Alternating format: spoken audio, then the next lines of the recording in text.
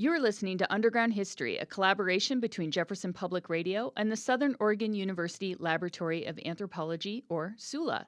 I'm your host, Chelsea Rose, and each episode we take a deep dive into little known aspects of history in Oregon and beyond.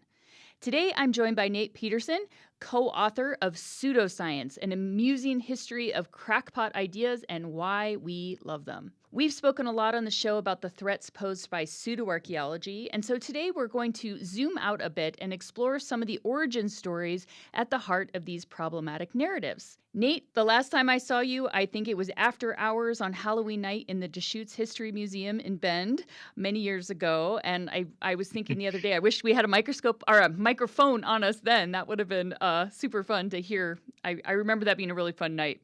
But welcome to the show. It's great to talk to you again. Well, thanks so much for having me. It's a pleasure to be here today. And, I think reflecting back on our last meeting being on Halloween, it's kind of appropriate that today we can sit down and talk about pseudoscience as well. Yes, yes. So I want to start out by talking about the book. It's playful, it's approachable, but at the same time, you do acknowledge that there's both harmful and harmless conspiracy theories and pseudosciences out there today. And I think the world that we live in now is very different from that Halloween night in the darkened basement of the museum. And so before we don our tinfoil hats and get into the details, I wanted to start a little bit about how this book came to be and if you had to kind of navigate and shift as people think about these things a little bit differently. Conspiracy theories were all fun and games in the X-File eras, and today's socio-political climate, they can be, befuddling at best and alarming at worst. So just maybe let us know a little bit about your thoughts on that. Sure. Yeah. Well, so the book came to be, it's the third book that Lydia Kang and I have co-written together. So she's a practicing family physician in Omaha, Nebraska, and she's also a writer, both of fiction and nonfiction. And we've banded together to now produce three books. The first one was Quackery, A Brief History of the Worst Ways to Cure Everything. And then the second one was Patient Zero, A Curious History of Epidemic Diseases. And that one was kind of interestingly timed because it came out right in the heart of COVID. And then, we go and write this book about pseudoscience, and it comes out now. That kind of feeds into your question when we're, as a nation, as a culture, having pretty big conversations about what pseudoscience means and what's harmful and what's not. And we're revisiting a lot of conspiracy theories, and they've taken on a sort of more somber tone than they used to have. And certainly, there's one of the attractions of conspiracies, one of the attractions of pseudoscience can be that sense of playfulness, that sense of fun, and that sense of sort of like building mystery and participating in a mystery that's bigger than yourself. It's interesting, and like viewing the world through a lens where there's some mystery left in it. Not everything's been explained by science, but of course, it also has the possibility to be taken too far, to be taken in dangerous directions. And some of the most egregious examples of that we purposely left out of this book. As you mentioned, it's the intention here is to have a bit of a playful tone, to have a little bit of fun with some of the stuff, even though we're looking at how science has disproven the topics we discuss in the book. They're still approached with a bit of fun. So we purposely left out topics like gay conversion therapy or racial superiority theory. I mean, those are really awful ways that pseudoscience has been used to cause significant harm. And those needed to be treated in a different book with a different tone. So we left that kind of thing out of this book and instead try to focus on things like UFOs and cryptids and things that are maybe a little bit more fun to think and talk about. Yeah, I mean, that's really interesting to think about, how much you had to kind of balance that to find, what is the book you want to write about this? There's other books that can be written about this, but this one is trying to kind of explore maybe some of the pull in a way that's less weighty. But so I wanted to think about a little bit about this dichotomy that you present in the book. So we've got harmful versus harmless. So we've got crop circles versus climate change, for example. Or when I was just skimming this again this morning, I came across the chapter of Rumpology, which was Sylvester Stallone's mom. Is that right? So there's some in here that are really out there and a pretty fun counterbalance to kind of the more depressing aspects of climate change denial or climate denial. Well, yeah, I mean, Rumpology is a great counterpoint to that, right? Like that's in the body divination chapter. So, like throughout all of time, right, there's been various ways that we've attempted to interpret the future. And a very creative way to go about doing that was developed by no less than Sylvester Stallone's mother, who decided that the key to your future lay in your behind, and literally, I mean, your butt. That sounds like I'm making a joke, and I wish I was, but it was really something that people were happy to pay money for, to have their butts examined and their fortunes told by virtue of the sort of the formation of the butt or the cleft or the curvature of it, which is just kind of wild to think about. But it also shows you how desperate we all are sometimes to have some glimpse into the mystery of the future. And maybe another plug to buy the book because you have the chart of butts in there that you could use to maybe self-diagnose, huh? Yeah, exactly. Yes, and you're welcome to do so. So that gets into a little bit about how you structured the book. You divided it up into themes. You've got pure nonsense, the cryptozoology and UFO section, the willful thinking section, and grifters, nihilism, and denialism. And so this really does allow you to kind of like collect a large variety of topics in history under one roof, so to speak. So how did you come up with those different themes? Yeah, so the way Lydia and I typically work when we're approaching a book like this is we'll share a Google document and we'll just throw a whole bunch of potential topics in there. And then each of us kind of dives into them a little bit and tries to see which ones maybe have some traction, which ones we might be able to unite around tone. And we end up dividing the chapters up and sort of one of us writes half, the other writes the other half, and then we kind of go in and start editing each other's chapters and create this unified whole. These topics were ones that we felt like by and large could be dealt with a playful tone, with a couple of exceptions. Like sometimes the book gets a little bit serious, climate change denial being probably the most serious chapter in the book, because that is obviously a major current concern that's influencing current policy. But a lot of the things in here are either, topics that have been disproven long in the past, like pseudoscientific theories that had their day in the sun a long time ago. I'm thinking here of like auguries, like the ancient Roman practice of predicting the future through the behavior of chickens. Like that one has long since, Yeah. been pushed away by the waves of time. But other ones are still with us today, and those the tone sometimes shifts in accordance with that because it's needed to be treated a little bit more seriously. And although some of the ones that are with us today also are still kind of fun to talk and think about, right? Like astrology or ufology or cryptids in particular, right? Thinking about how every single state in the country has its own version of a Bigfoot hiding Yeah. somewhere out there. You're listening to Underground History on the Jefferson Exchange. You can find us online at jeffexchange.org. I'm your host, Chelsea Rose, and today we are talking about how every state has its own version of Bigfoot out there and much more as ways people have creatively applied science to justify outlandish theories. So I wonder when you were researching this, where did you go to get your content? I was wondering specifically, and I kind of have to ask this as an archaeologist, did you get into some archaeological research as part of, maybe not debunking Bigfoot or UFOs, but some of the other topics that you are looking at? Well, usually the research process starts like it does sort of for anyone, right? With a Google search, and then it gets increasingly deep from there. And usually for me, I end up purchasing books and kind of building a book collection over time related to the topics that I'm writing about. Because each book that you read, that's a secondary source. Maybe there's references to some primary sources. You start building that up as well, and eventually you can get pretty deep into it. And sort of that it's a combination of both, looking at these topics from the perspective of the believers in them, and then also balancing that with like peer-reviewed scientific articles coming from the other direction, demonstrating the science as to why some of these things don't work. But as to archaeology itself, one of the chapters I wrote that I think ties most heavily into archaeology is the one on ley lines. Uh-huh. And that's this idea, particularly popular in Britain. That's where it originated, but it's been applied across the world that ancient monuments are able to be aligned via straight pathways if you're looking at them on a map. And it creates this sort of grid work of potentially sacred energy connecting these ancient monuments and ancient sites. And perhaps those have some kind of ancient meaning as well. And one of the common conclusions drawn from that is that it was like a landing grid network for UFOs, Oh, yeah. or that ancient like geomancers, sort of like wizards or druid figures in ancient British history, tapped into some kind of energy source that they were able to have conducted along these ley lines between these sites of significance and importance. And that one's, in my opinion, relatively harmless. Perhaps not from the perspective of an archaeologist. I'd be curious to hear your thoughts on that as well. But it's a little bit fun to play around with. And as someone who enjoys a good countryside quest, I can't really blame somebody for wanting to go out and explore the countryside to look for ways to connect, ancient sites. Yeah, and I think, in thinking about some of the pseudo-archaeology conversations I've had too, it's like anything that can be wrapped up too neatly, when people cherry pick data or like there's always this pull to like have this neat and tidy story like, oh, all these sites connect on these lines.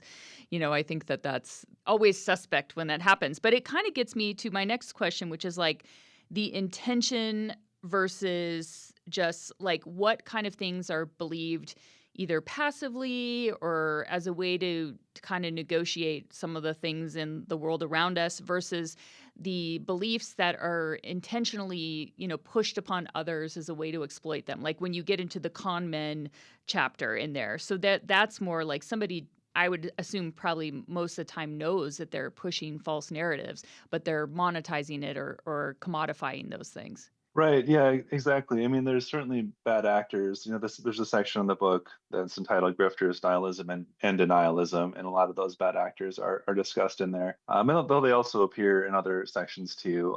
One other area is gasoline pills. This idea that this is kind of a common con men thing to do, like this advertisement that this pill you have can essentially turn water into a combustible fuel for a car engine, and which never actually works, but it allows for somebody to make a little bit of money through some smoke and mirrors. Basically, it's a little bit of trickery in the meantime. And that it's an interesting thing because these problems are really big problems at scale. And I don't mean to undermine the fact that the individual that pays a guy in a suburban Iowa like a few bucks at some point in time to try this water pill, essentially to turn water into gasoline, like, sure, that kind of sucks, like they lost some money in that, like, but it's also didn't do a huge amount of damage at the Mm-hmm. same time versus like climate change denial being the big one, right? Where there's like a major push for that narrative because there's a lot of money to be made from denying that climate change is happening. There's a lot of agendas that can be enacted if we pretend that's not a real thing. Yeah. So, that's a delicate balance. And sometimes I even have a little bit more, you can kind of smile and nod a little bit at a grifter, especially if they're making an audacious claim, like a claim that's so outrageous that you're like, well, how, okay, but like Rumpology being a good one, like, really? Like, you believe that? Like, okay, like, I don't feel horribly bad for you that you spent $50 to have your butt examined, Yeah. but that's obviously though a hugely different thing than enacting some kind of major political or even cultural agenda based on pseudoscience where there's real harm that can be done both to ourselves and to our the future inhabitants of the planet. You cover dowsing in your book, and I have to say, I live in a rural area, and there's a lot of self-proclaimed water witches, and my well is supposedly found by one. And I've seen it used on construction sites where water lines have been hard to find, and then somebody comes out with the dowsing rods and they find it. I've never been able to do it, but I wanted to talk more about that as like an example of how people's personal experiences may, interface with topics in the book and how that might lead to like, real conviction in these theories or real resistance to seeing or hearing the evidence against them. And that probably looks different in a lot of these different examples, talking about rumpology to climate change. But did you come across some of that in your research, the ways that, people really just double down on these things that, objectively seem ridiculous? Yeah, I mean, I think, a trademark of pseudoscience is that believers in it value anecdotal evidence over data. And personal stories and testimonials are emotionally powerful things, and they're often pretty persuasive and usually more persuasive than boring, cold, hard statistical evidence, right? And, the other thing to kind of consider too, and dowsing is a good example of that, or even just UFOs in general. People have had intense personal experiences in that no amount of science would ever convince them otherwise of, right? And so like dowsing, currently there's no scientific basis for that, but can I at the same time deny that there's been real world benefits from that happening? Of course there have been, right? And similarly, like, while we still don't have hard scientific evidence of the existence of alien civilizations, is that something that's always going to be the case? Like, my personal belief is probably not. Like, the molecules that create intelligent life are everywhere in the universe. The universe is vast. I'm kind of paraphrasing Carl Sagan here, but at the moment there's not scientific evidence to say conclusively that exists, but that doesn't mean there always won't be either, right? And so we tried to keep that in mind as well as we were writing this, is that in some cases the science isn't over yet. It's still being written. That that doesn't devalue the science either. That's good science. Science needs to keep on questioning itself and drawing new conclusions from new hypotheses and continue this quest for information and for inquiry. And I think that's healthy. And sometimes we still don't know everything about something, but we can say at this stage, here's what we do know, and this does not appear to be scientifically valid. Yeah, and I have so many questions on that, but first we're going to take a quick break and we will be back with more underground history. And we're back. You're listening to Underground History.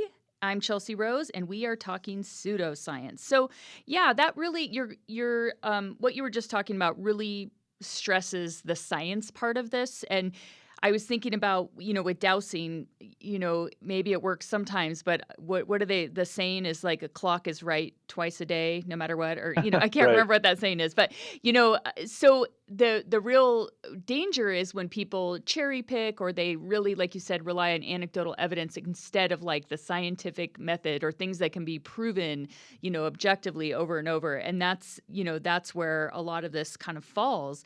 And so some of these things in your book, I mean, I think conspiracy theory, where did you draw the line of what even fell into like the science category at all, even the pseudoscience category? Because some of these things are pretty fantastical and maybe wouldn't even be thought about in that way. Right. Yeah, we did try to, unite the book around topics that science has weighed in on, right? And Mm-hmm. offers some kind of compelling conclusion. And sometimes that goes in the face of just people's empirical observation. That's a big challenge, I think, for all of us. And I'm 100% would include myself in this too. I think all of us have had pseudoscientific beliefs we've clung to for various reasons at different times in our lives, right? One that kind of makes me laugh is the first chapter that starts this book off, which is about the flat Earth theory. And Mm-hmm. like the thing is, right? Like if you go outside right now, or if you just look out your window, the world looks kind of flat.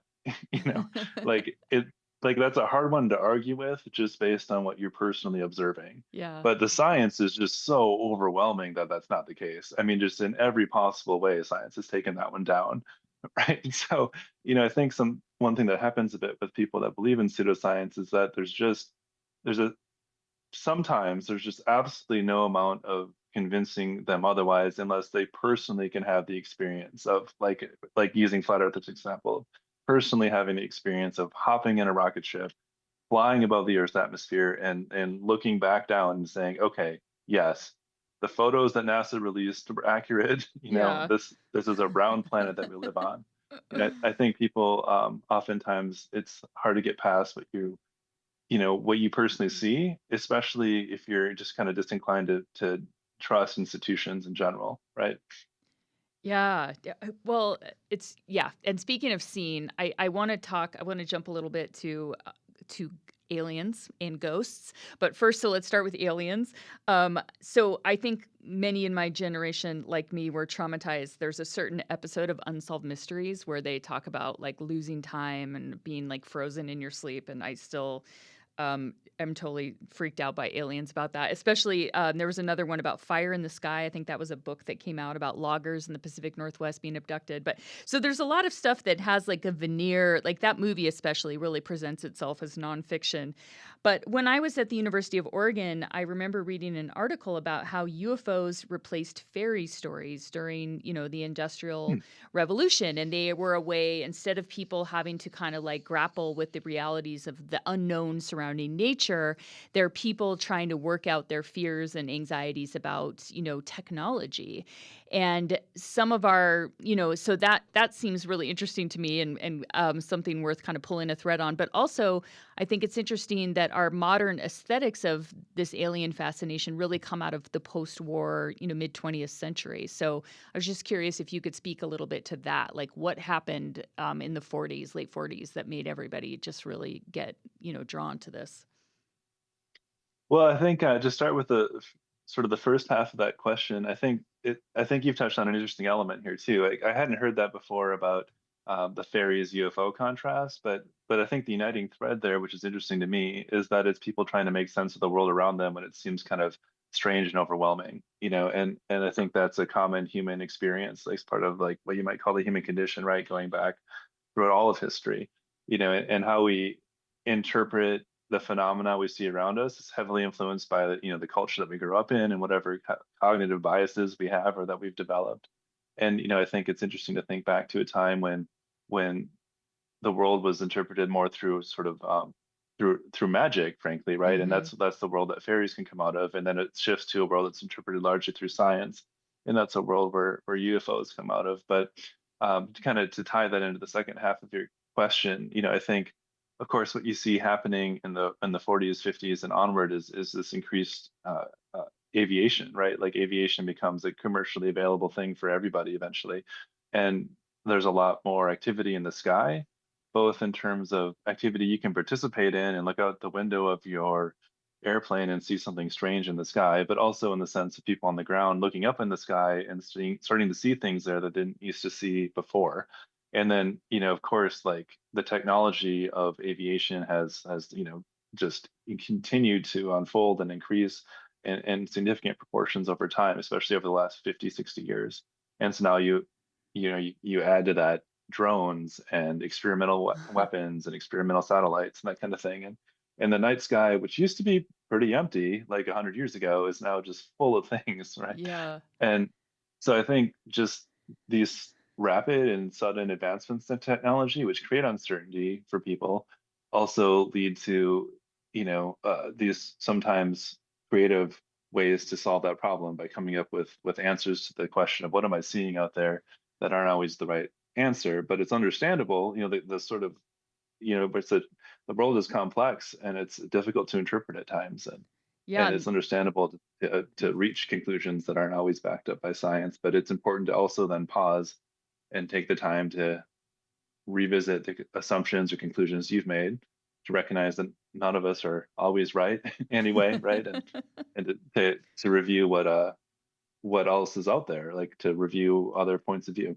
Yeah, and the more stuff in the sky, the more unidentified flying objects are going to be out there. So, you're listening to Underground History on the Jefferson Exchange. I'm your host, Chelsea Rose, and today we are talking about a new book on crackpot ideas and why we love them. So, now let's talk ghosts. So, I'm a scientist, but I still have a healthy distrust of creepy dolls and things that could be haunted.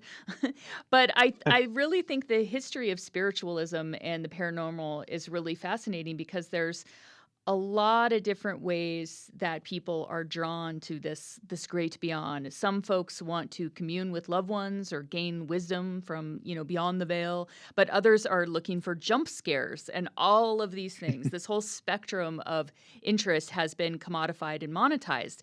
So I wondered if you could speak a little bit about that. So, spiritualism and ghosts isn't always what people think about. Right. I mean, ghost hunting's a big business now. Yeah. I currently live in Savannah, Georgia, which I think is maybe the number one ghost hunting destination in I've the been on a world. ghost hunt or ghost tour there in the back of a hearse. Okay. Yes. Yes. You're right. There's every night I see the Hearst ghost tours traveling around the historic squares here. So, ghosts are now big business. And, I think on the one hand, it's this interest in just like, I mean, like horror movies are also really popular, right? Like there's an interest in that jump scare element of like the seeing that happen if you're watching a ghost hunting show, like seeing somebody like encounter some strange phenomena and get scared. And, there's like a thrill through that, like Mhm. that you experience, even if you're not physically there. But ghosts are also, I think the reason we come back to that belief over and over again is because, it's so hard to contemplate death as this final experience. Like the finality of death is a difficult one for all of us to come to terms with.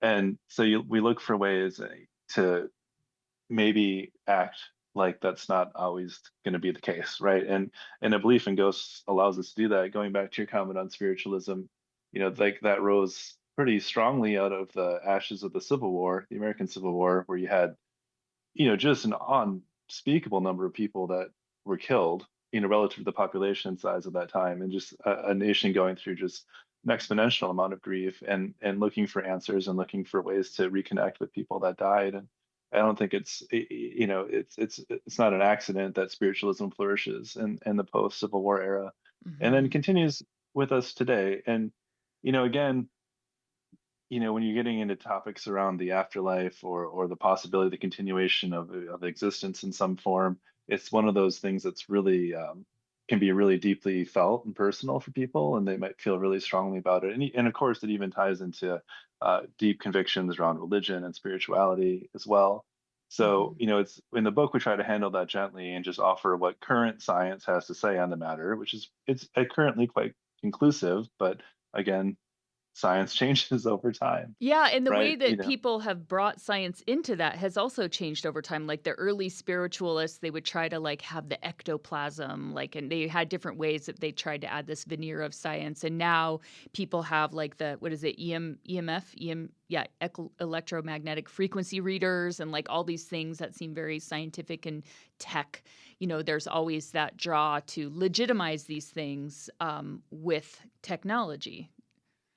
Yeah, exactly. Yeah, there's always and that's kind of a budding industry as well. Yeah.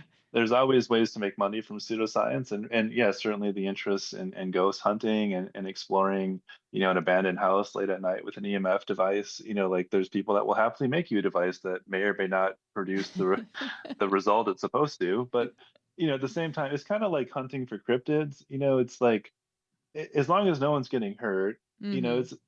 it's okay, maybe, right? Sure, you want to maybe spend your weekend out in the woods of Washington State looking for Bigfoot, or maybe you want to spend your weekend on a hearse ghost tour in Savannah or exploring an abandoned place nearby with a haunted reputation.